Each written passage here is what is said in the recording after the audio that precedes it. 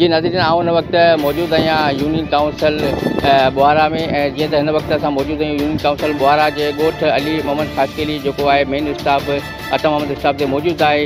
ऐं हीउ जेको आहे तहसील जेको आहे तेलको घोड़ाबाड़ी में लॻे थो। हिन ॻोठ में जेको आहे जेके पाणी तव्हां ॾिसी सघो था हिन वक़्तु बरसाति जो जेको पाणी हिते मौजूदु आहे। ऐं हिन वक़्तु जेको पाणी बरसाति जो जेको आहे सो हिते 4 खां 5 फुट पाणी जेको आहे घरनि लाइ मौजूदु आहे। उनखां अलावा हीउ जेको रोड जो आहे पाणी में उहो पाणी में ॿुॾियलु आहे।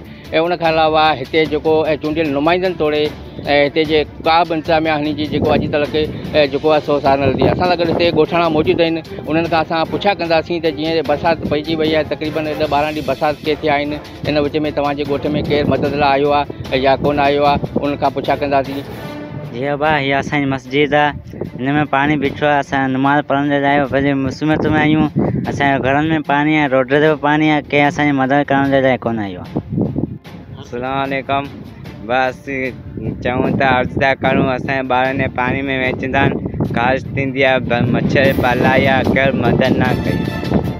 जीअं त तव्हां ॾिसी रहिया आहियो हिते की असां वटि बरसाति जो बीठल पाणी केतिरो मौजूदु घरनि में अची वियो आहे।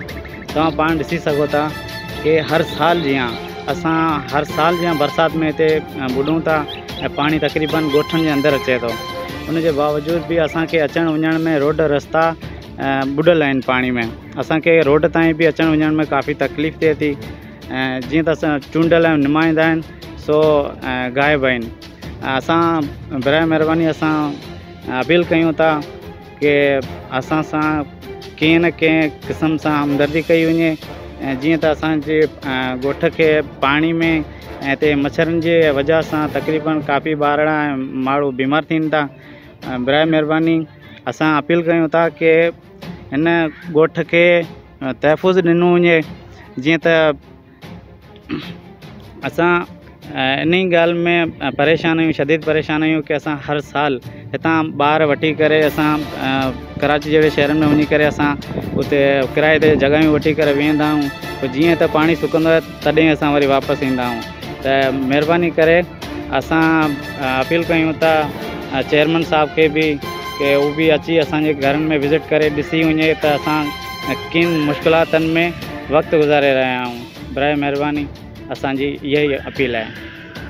जी नाज़रीन, जीअं त ॻोठाणनि जो चवणु आहे त हर साल जीअं जेको जॾहिं बि बरसाति पए थी त असां हिते तक़रीबन ॿुॾंदा आहियूं। असांजे घरनि अंदरि तक़रीबन 4 खां 5 फुट पाणी अचे थो। उनखां अलावा जेको असांजो रोड आहे उहो बि मुकमल जेको सो पाणी हेठि आहे। असांजी जेकी मस्जिद आहे जंहिंमें असीं नमाज़ पढ़णु वेंदा आहियूं उहा असांजी मस्जिद में बि हिन वक़्तु जेको पाणी मौजूदु आहे। हिननि इहो अर्ज़ु कयो त चूंडियल नुमाइंदा जेके आहिनि से बि जेको असांखे बार हर साल जीअं जेको असांखे नज़रअंदाज़ कनि था ऐं कॾहिं बि हिननि असांजी सार न लधी आहे। हिन वक़्त बि जीअं त बरसाति जो पाणी जेको आहे असांजे नंढा ॿार जेके आहिनि हिन बरसाति जे पाणी में वेंझनि था। उनखां अलावा हिते मच्छर जो आज़ार बि आहे। त असांजा जेके ॿार आहिनि सो मुख़्तलिफ़ बीमारियुनि में मुब्तला आहिनि। असांजी जेको आहे सो केर बि सार नथो लहे। कैमरामैन सां गॾु मलक मंदूर, सोच टीवी, ठटो। सब्सक्राइब कयो हमारे पैनल चैनल सोच टीवी के बेल आइकन के दबाएं, कदें भी न विसारिंदा। सब्सक्राइब करें आपके अपने चैनल सोच टीवी को और बेल आइकन पर क्लिक करना ना भूलें। Don't forget to subscribe our channel Soch TV and press the bell icon.